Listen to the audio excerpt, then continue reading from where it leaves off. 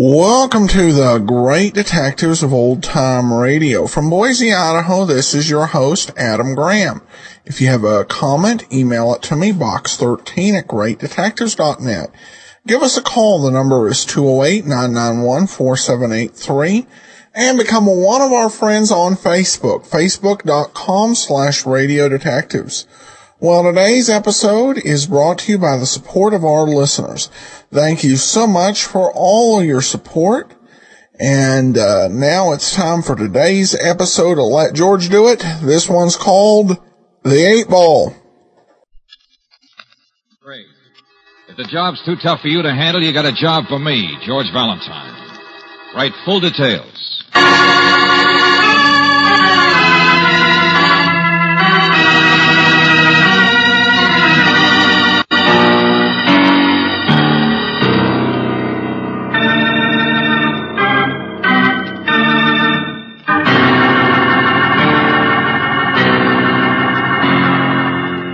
Standard Oil Company of California, on behalf of independent Chevron gas stations and standard stations throughout the West, invites you to Let George Do It.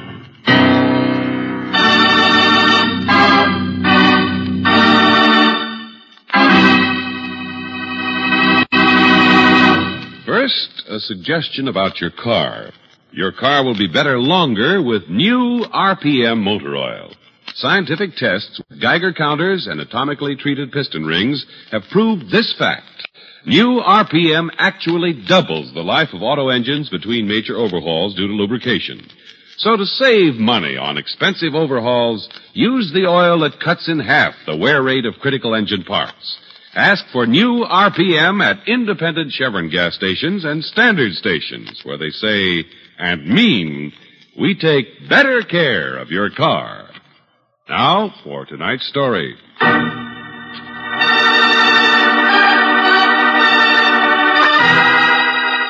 The 8 Ball, another adventure of George Valentine.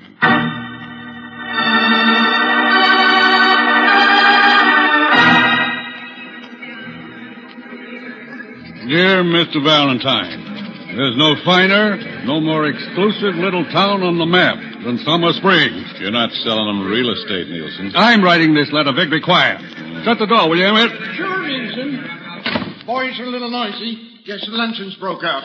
Civic League. Just a lot of talk. None of them will ever do anything, but the three of us. Always away, isn't it? I don't know. You've only written one sentence. Shut up, Vic. And Summer Springs. Perhaps you visited the hotel here yourself, Mr. Valentine, but at least it's a sure thing you've seen the outrageous charges the federal grand jury and city newspapers have been making about it. Now, wait a minute, Nielsen. I'm still not so sure this is the right way to go at this. Here, the mayor speaks. Well, now, Vic, you're a lawyer. Would you hire a man you've never seen to investigate your own backyard? Now, there's a man I know, a fine detective, who would be only too glad to come down here. Fine detective like that police force of yours, I suppose. Can't see what's under their own noses. Well, I'm the responsible one, and it seems to me that I should... Wall, his back's to the wall, and his head is all full of surmises. Now, see You've here, got Vic. to stop being cautious sometime, Emmett. In my bank, I make decisions, and I make them fast. Yes, but I agree with Nielsen, Emmett. If we don't get an outside investigator quick, the grand jury will do it. I say let's us find out first. Clean up our own town. Objections overruled. Now we're getting someplace.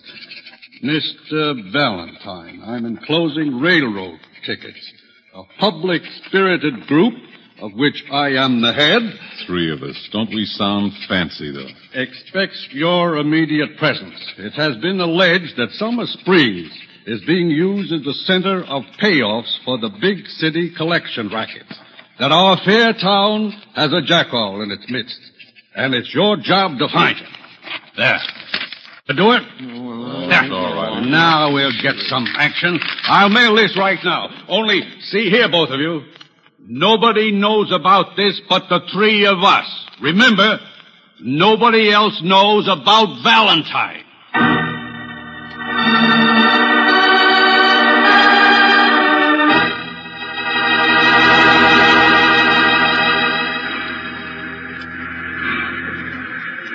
They made a reservation for me at the Summer Springs Hotel, Brooks, so you can phone me up there. George, why can't I go with you? Just because they don't expect me Look, to it's come... a five-alarm fire all set to go off, and you know it. Summer Springs is going to be hotter than But the 4th nobody knows about you, just the men who rode. Angel, I'm looking for a guy who poses as respectable, a big-timer who hasn't been identified. And if you were there, I wouldn't be able to duck as fast. But there's nothing dangerous if nobody knows. Hey, wait, Mr. Valentine. Huh? Yeah? The baggage man pointed you out. Yeah? I need your help. I need you a lot. I got a case for you. Sorry, I'm tied up on one. My, grandmother's dead. Oh, that's too bad. My grandfather killed her. Used an axe. What? I'm not interested. George. You see, my aunt's insane, and what happened I doubt was if you ever had a grandmother, Gorilla Boy, or even a mother. Now say it in English and fast, because I'm not going to miss that train. I got $1,000 here for you to take my case. I could think of one. Uh-huh. You mean if I don't take the train? I don't mind. I could tell it to you on the way to Summer Springs. That's where you think I'm going, huh? No, just where you think you're going. So somebody else does know. Hey, Buster, get out of my way before I miss Stay that. away, I'm telling you. Oh, no, you George, don't. look out! Yeah, easy. We're attracting attention. A corpse would attract more. Who hired you? $1,000. Trip ain't necessary. Stay home. Okay, maybe you're right, mister. Too late now anyway. There she goes. It's a sooty kind of a trip. You wouldn't have enjoyed it. Uh-huh. Shall we go count the money? Sure. My name's Lemuel. You're a smart guy. I thought you'd see the light. Yeah. I hope you do. So you get to go after all, Angel. Yeah, you get to drop me off in Summer Springs yourself. From the car.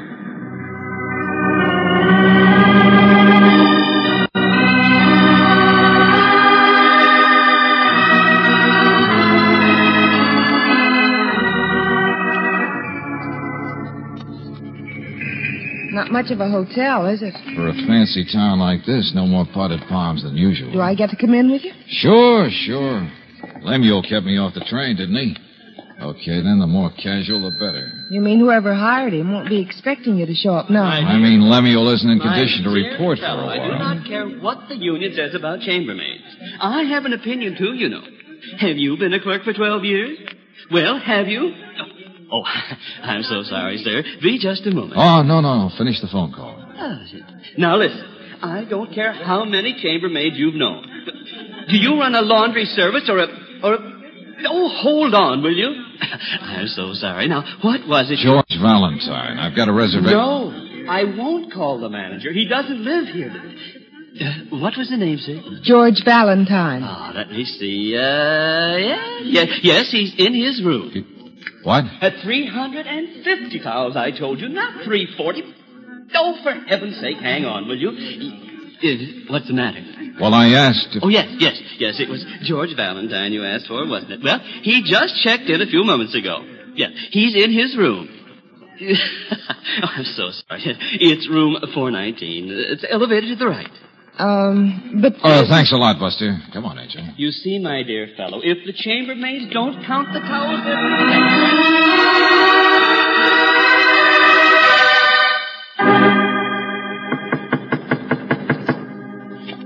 But who is it, George? If somebody took your room... I don't know, Brooksy. Looks like they're still one step ahead of us, whoever they are. It's essential Lemuel couldn't have revived in time. Well, whoever the impersonator is in there, he doesn't seem to answer very fast. Come on. Sure. Of course he's dead. Hey, shut that door. There's no gun. I don't see Shut a the gun. door, will you? He's shot, all right. George, he's about your same build. Huh? Around the same age. Yeah.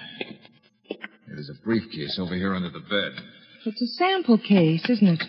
The kind salesmen carry? Neckties. Nothing but neckties. Look, George, there's a key on the floor next to it. Hey, let me see. Here to another room, 631. Hey, wait a minute. Yeah. Card in his wallet. Sure, of course. Harold Stark, Sure Silk Tie Company from Salt Lake City. Necktie salesman. Only suppose he came in on the train tonight, George. Yeah, sure. Single guy, looking generally my type. You mean suppose he got picked up by somebody watching the hotel here, somebody expecting me? So you kill him and put him in your room? Wait a minute. Let it ring. We ought to talk to the clerk, to the Now bellboys. listen, whoever shot this guy did it and ran. Okay, then so will we. George, that's crazy. Is it? I was hired to find out who a big-time collection man is in this town, right? Only whoever it is got one jump ahead of us. I can't even start working until I get out from behind the 8-ball, can I? Oh, George, that phone, it keeps ringing. Somebody's going to hear it. What are you doing? I'm putting my own wallet on the body. What do you think? No. You take this, guys. Go back to that drive-in on the edge of town. Run a fast telephone check on him. Harold Stark, Salt Lake City. The clerk knows we're here. He'll keep ringing. Wait till I grab the neckties. We'll dump them in the alley. Well, I'll be out from behind the 8-ball if I'm dead, won't I? George. I'll be free to find out those guys who hired me. So come on, give the police a chance to find the body of George Valentine.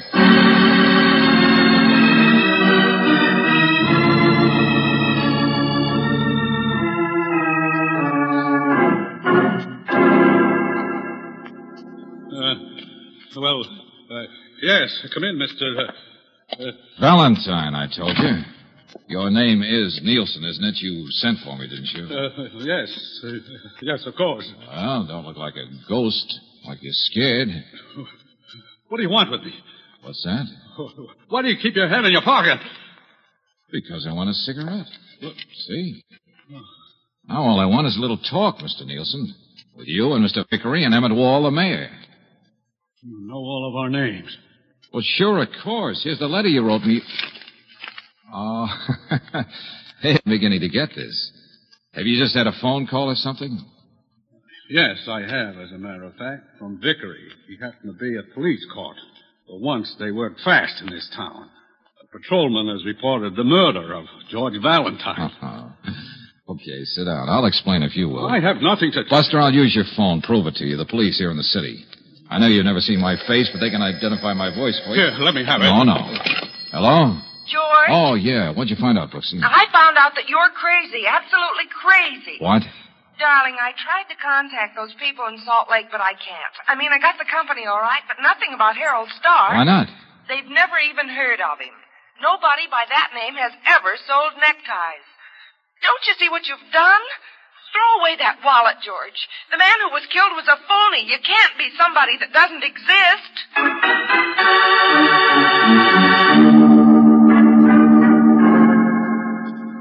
All right.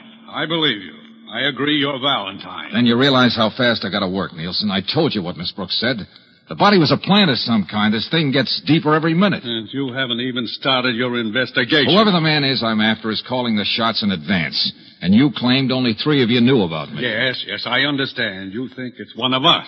But I'm afraid it doesn't make much difference if I do help you now. What do you mean by that? Well, Mr. Valentine, I'm not a cowardly man, but I'll admit, when you knocked on the door... Yeah, sure, you were scared to death. What's that got to do with... Valentine, I don't think you realize yet just how far behind that 8-ball you are. That same patrolman who found the body also saw a man and woman throw away a briefcase in an alley. Huh? You and Miss Brooks. There was identification with the neckties. At the door just now, I thought you were the man every policeman in town is looking for. Harold Stark. He doesn't exist, you say? His description is yours. And you know who you are? Never mind. I get it. I dug my own grave, didn't I? Yeah. I killed George Valentine.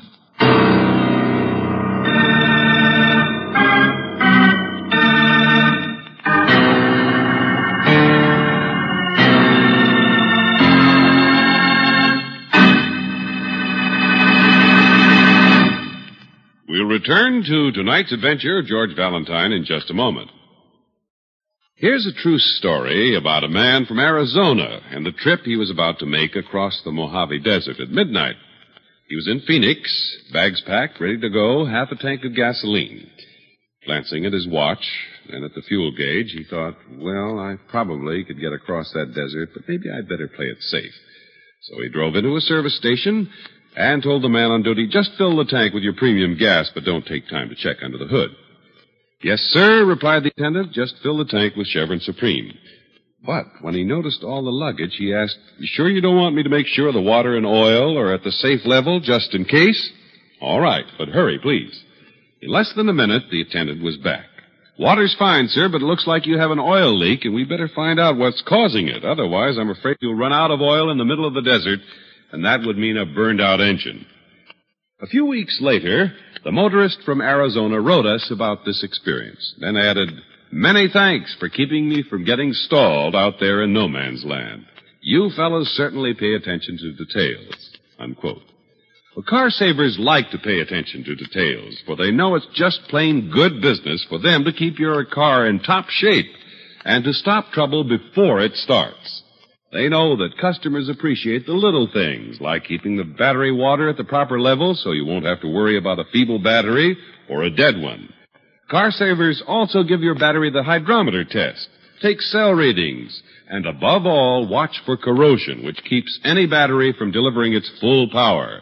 For these extra services and a friendly welcome, drive into any independent Chevron gas station or standard station where they say, and mean, we take better care of your car.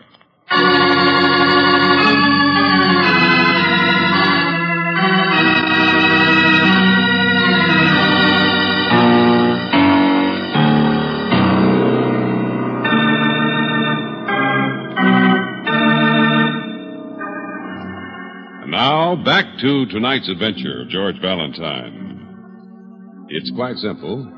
3 men want you to find out who's been using the little town of Summer Springs as collection headquarters for the city rackets.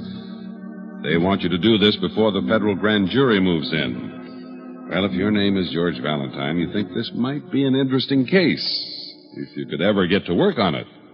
Yes, the trouble so far is in getting out from behind the 8-ball, because as matters now stand, you're wanted by the police for murdering yourself. Well, Valentine, for once it seems the police wasted no time discovering a mistake, that George Valentine was not killed. Well, that's nice to know. You mean they re-identified that body I found? Clarence Prell, up-and-coming accountant. His name's been mixed up in this thing already. He's been making a tremendous amount of money the past few years. It's just possible our big shot is already dead. Well, why would this man, this accountant, have the identification of Harold Stark on him? Who killed him? Who put it there? Who put him there in my hotel room? Now, listen to me, Valentine. You can get to work now. You're off the hook. They know it's not your body. Now, look, I've been in trouble because it wasn't kept secret that you 3 were hiring me. Is that right? Oh, there you go again. We're honest. Stupid? Yes, but honest. None of us are mixed up in any rackets. Okay, skip it. But even if the big shot isn't one of you, you're now in the way, aren't you? What? Well, maybe I'm wanted by the police, but if the killer with Strong Boys knows about me, he also then knows about you. Yeah. Lock your doors tonight. Shh. Turn out those lights. Huh? The car just stopped out there. I could see the lights blinking. Take it easy, Nielsen. It's only Miss Brooks. I'll see you later.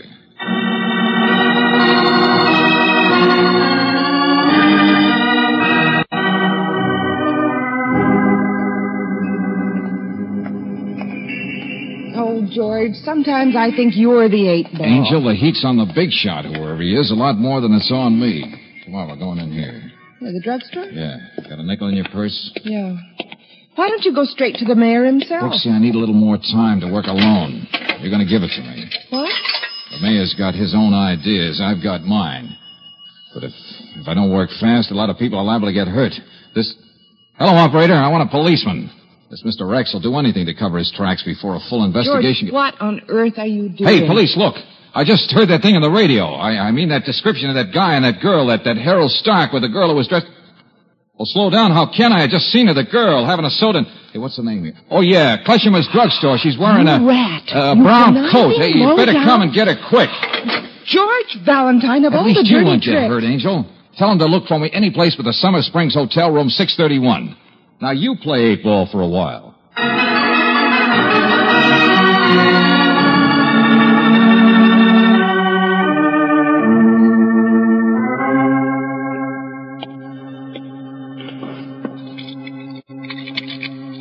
631. Key fits all right. Ouch! Where are the lights in this place? Oh, no. How long have you been dead, Baldy? Just about as long as the other guy, I guess, huh? Only what's your name? You the real Harold Stark? Are you the... Hey!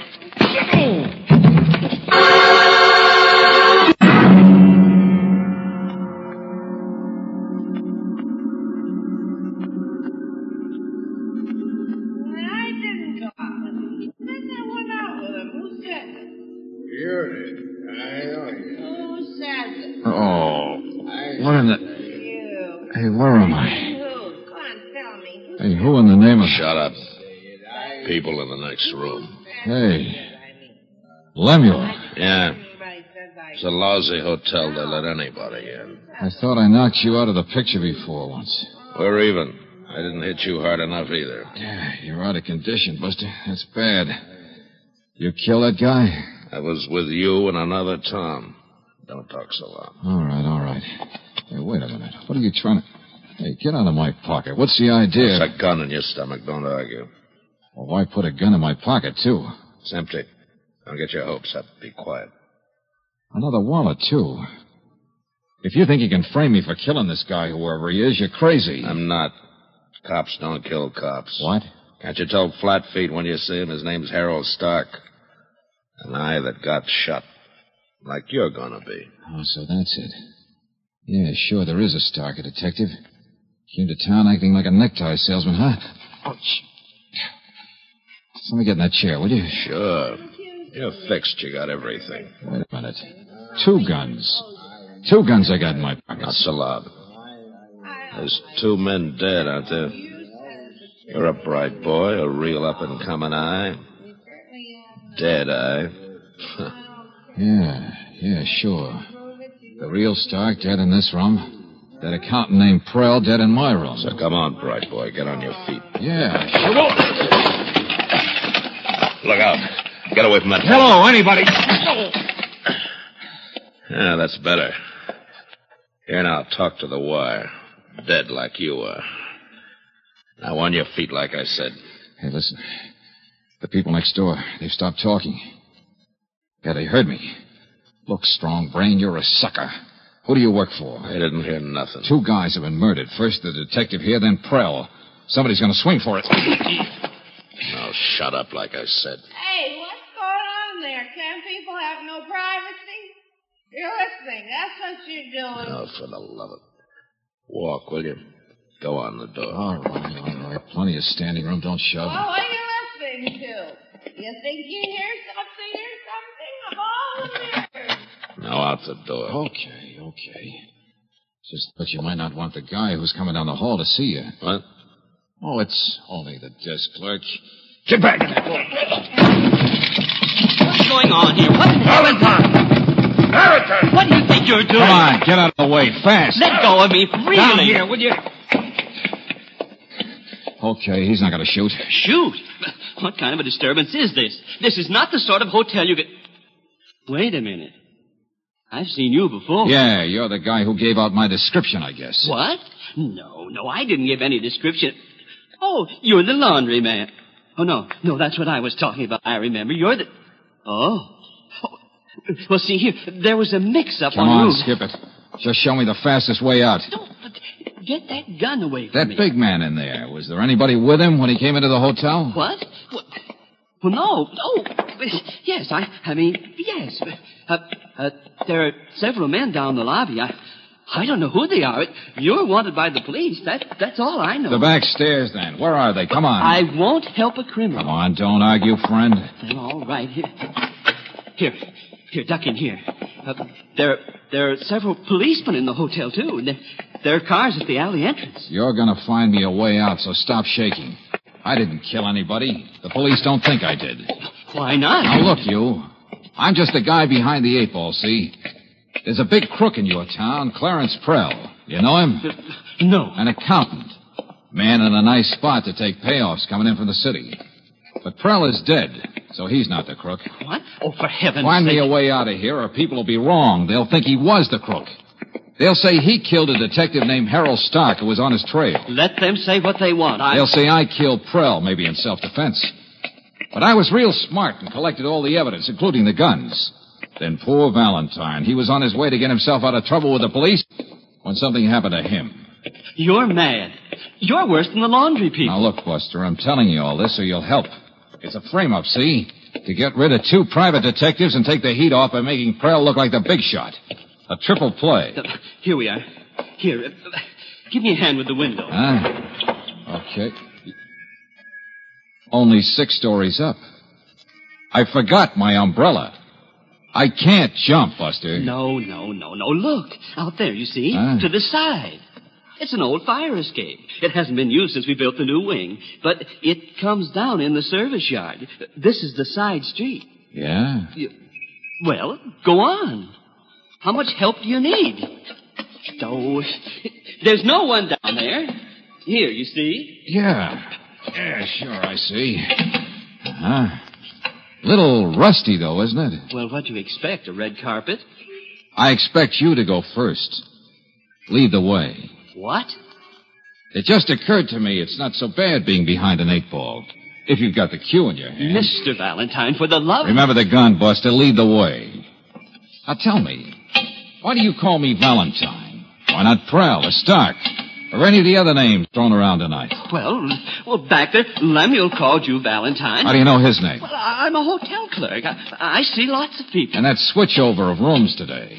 I don't see how anybody could have done it but the hotel clerk himself. Well, but what on earth are you talking about? Human nature. How you and your boy Lemuel found out about my coming here. How I? An accountant sees lots of people, sure. But a hotel clerk sees a lot more. Now, who's in a better spot to receive payoff deliveries on the QT than the man behind the desk? I'm going back. You're going nowhere. Now, listen, Buster. It had to either be one of my 3 clients or you. What? Yeah, so take human nature again. It couldn't be one of them, or why get me in it?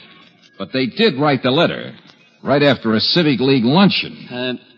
What do you mean, human nature? I mean how people mail letters in hotels. In a hotel, you just hand the letter to the clerk to mail, don't you? Get out of my way. Oh, no, you don't. I'm going back. What's the matter? Don't these rusty stairs go on down there?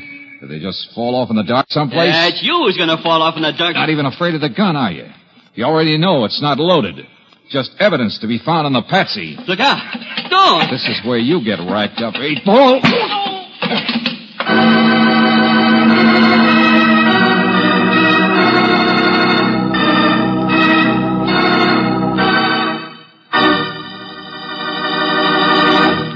Back to George Valentine in just a moment. Here's a tip for every Western motorist who enjoys going for a pleasure drive. For real motoring fun, use Chevron Supreme, the gasoline that's balanced to give your car all the important qualities it needs.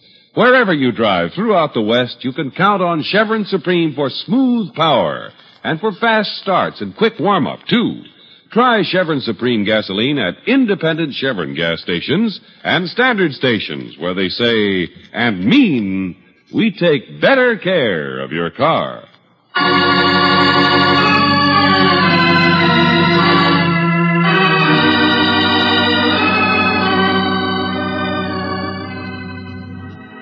But, George, how did you get off that fire escape? It was rusty. You would have fallen through. That's why he led you out there. What he expected you to do. Hey, slow down, will you?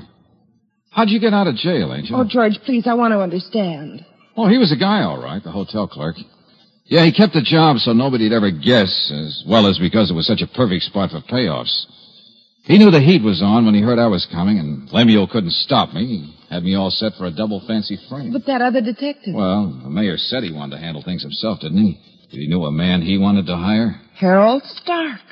Posing as a necktie salesman. Yeah, and that accountant had been working with the clerk on the rackets, so he figured he'd make him fall guy. Strictly from desperation, Angel.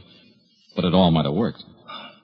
But you would have died accidentally, fallen and been killed, and that would have been the end of it. Mm-hmm. Only how on earth, after you knocked him out, how did you get him off the fire escape? How did you get out of jail? Well, you saw him. That big, good-looking policeman? So what? You said you didn't tell him anything. No. Well? He was very sweet. Well, after a while, there was no reason to hold me. In jail, I mean. Oh, why, Brooksy. And, well, why should I tell you if you won't tell me? Good night, Georgie.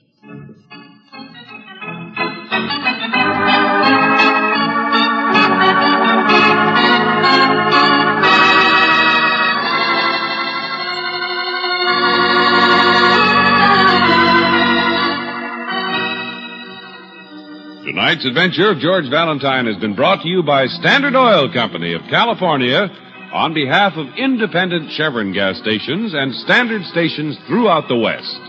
Robert Bailey is starred as George, with Virginia Gregg as Brooksy. Let George Do It is written by David Victor and Jackson Gillis and directed by Don Clark. Bill Conrad was heard as Lemuel, Bob Jellison as the clerk, Herb Butterfield as Nielsen, Will Wright as Vickery, and Stanley Farrar as Wall. Music is composed and presented by Eddie Dunstetter, your announcer, John Heaston. Listen again next week, same time, same station, to Let George Do It. Let George Do It is heard overseas through the worldwide facilities of the Armed Forces Radio Service. This is the Mutual Don Lee Broadcasting System.